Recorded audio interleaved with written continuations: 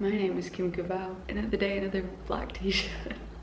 And this is Dear, no it's not Dear Netflix, that's the docuseries. This is Diaries of a Filmmaker. This is today's diary entry. And it is, today is what would have been 4 weeks out. Now I could go into shoot with very little wiggle room for any overtime or anything like that, or any just like unforeseen expenses. If I do that, I might have to compromise on a couple of things. The actors and their pay. I could shoot the whole scenario, the whole press conference without somebody reading back to me. For instance, I'm just shooting, like, if you could imagine the backdrop of a press conference and like two fighters. It's only my side of the press conference that I have printed. So really, I don't need somebody else to talk shit to me. I can just talk shit to the wall because I've been doing that shit. But I know from an audio perspective, and just like the filmmaker and perfectionist in me, I want to hear a couple of lines. As I was going through what I really want to say, yeah, I can go off on a tangent and you don't need anybody else off camera to be talking back to you, but there's a couple of things that, as I was working through some emotional shit this morning, and I was thinking, okay, Vivian can go off on one and do her douchebag and this and pose and da-da and the bell, and that doesn't really require any other actors, but there's a couple of buttons that need to be pushed by the other fighter. And I didn't think that I was really going to go there in the press conference. I thought that I was leaving that emotional range to the other shoot day. But as I'm working through my bullshit today, I'm driving in my car and I am very sad.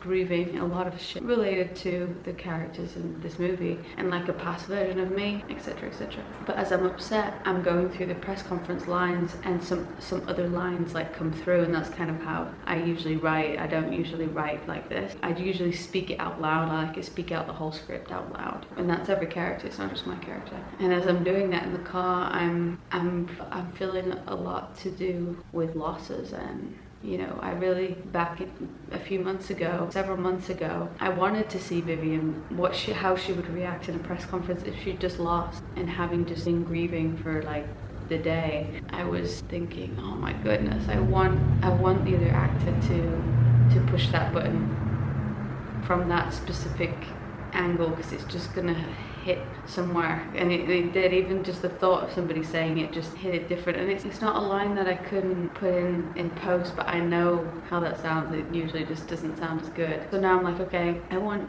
the actor earlier to do this, and this is how much I plan on paying her. It means that the makeup artist needs to stay longer, and then thus, you know, I have to see what her rates are like with regard to that. And today I was thinking, as much as I have, you know, I have my DP there that I trust as like what would be your first AD to really direct. I am still directing me and the other actors, and I want a monitor.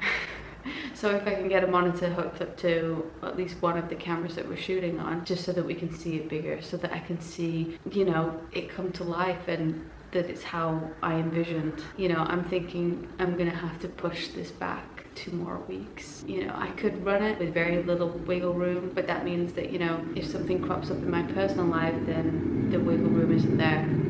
I could also run it and just say to the people that I know on a more personal level, hey, I'll get you your money within, you know, 36 hours of shoot date, but I don't really want to do that. I always wanted to operate exactly like we're not friends, because as far as I'm concerned, when we're on set, as much as we're friends and we're having a good time, this is work. I don't really see you like that. I see you as you're there because I believe in your talent and your energy, and that you're going to be a great component and we're going to make great shit together. That's why you're there. It's not because I know you on a personal level. So when I got paid early, it actually threw a spanner in the works. Yeah.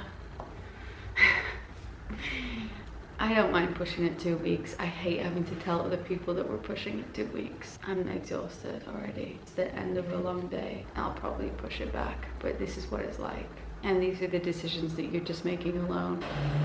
Okay, well, how can I, you know, because the money's there, it's just in the wrong places sometimes. You know, you might have moved it over here to do this other thing. And then life does its little thing in the meantime. So I can tell I'm tired. This is today's diary entry. It is what it is.